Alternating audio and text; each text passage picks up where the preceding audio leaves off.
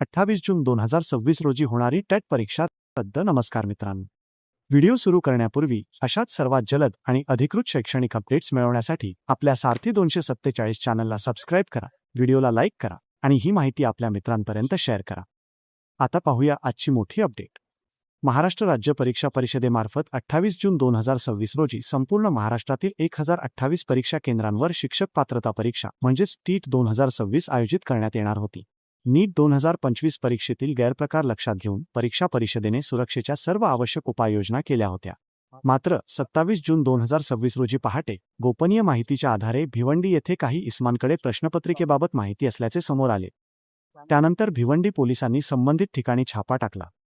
तपासासाठी महाराष्ट्र राज्य परीक्षा परिषदेच्या अधिकाऱ्यांनाही तातडीने बोलावण्यात आले. पडताळणी दरम्यान संबंधित इस्मांकडे आढळलेले काही प्रश्न टेट जून 2026च्या प्रश्नपत्रिकेतील काही प्रश्नांशी समान असल्याचे निदर्शनास आले.